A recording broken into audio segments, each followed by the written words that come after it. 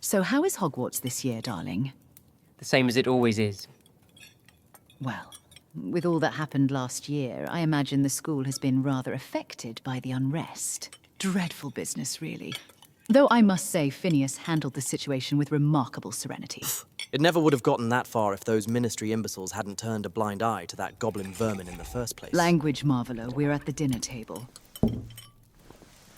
You haven't touched your food, Ominous. I'm not hungry. Eat. Reed put a lot of effort into preparing this feast. It would be a shame to let his hard work go to waste. Let's not pretend this is a pleasant family gathering. Why did you summon me here? And don't try to convince me this is all about reconciliation. I won't be fooled by that. Why do you always have to be so dramatic, Ominous? This family hasn't been whole for too long. Is it so wrong for a father to want his youngest son home for Christmas after all these years? The last time I was in this dining room, you used the Cruciatus curse on me because I refused to practice the dark arts. So forgive me if I find that rather difficult to believe. Must you dig up the past every time we speak? Everything we've done has been to teach you discipline, Ominous. To prepare you for the world how it truly is. I thought now that you're a man you'd understand. Just tell me why I'm here. I already told you. It's Christmas. What more reason do I need? All right. If you can't give me a real answer, I have no reason to stay here any longer. Sit down. Or what? You'll have the house elf drag me back? Sit down! Great. Can't even eat in peace.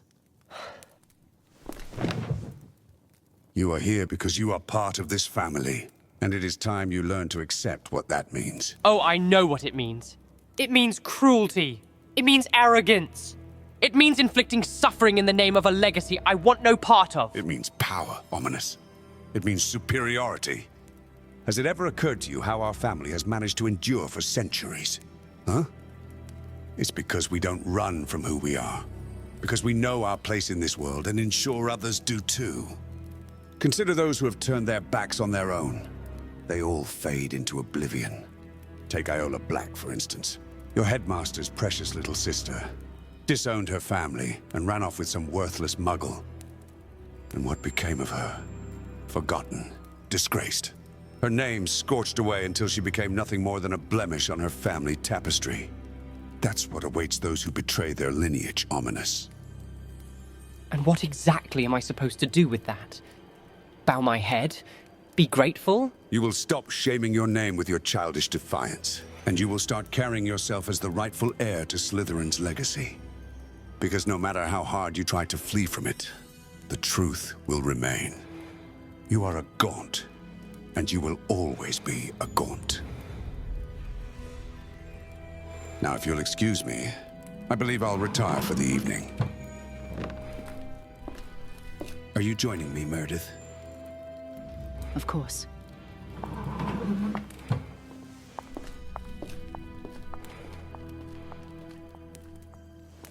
Well, that was entertaining.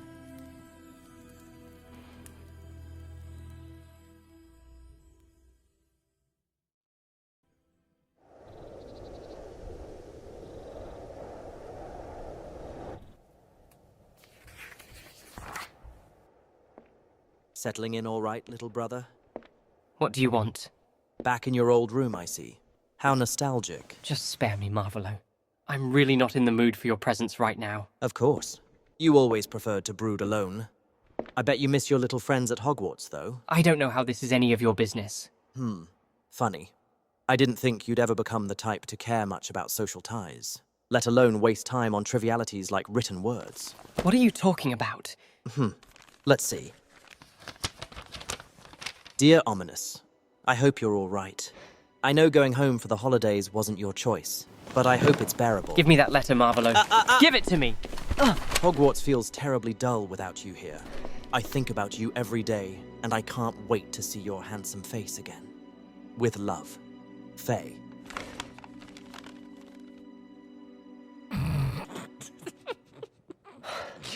Very funny.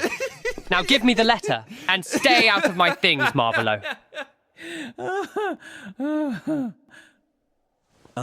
All right.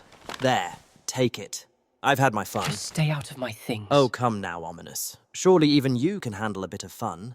Or are you still dwelling over Father's lecture at dinner the other night? I know all that talk of duty and lineage can be tiresome. What would you know about that? You're just like him. You're parroting his every thought about our so-called superior bloodline, as if it's the only thing that matters. Perhaps I simply recognize the power in our heritage, while you waste your time mingling with mudbloods. And perhaps Father just really needs you to be one of us again. Why? What reason could he possibly have for dragging me back into this? Well, Father needs you because you're his only remaining piece worth playing. He didn't want you to know, but I see no reason why you shouldn't. It's simple, really.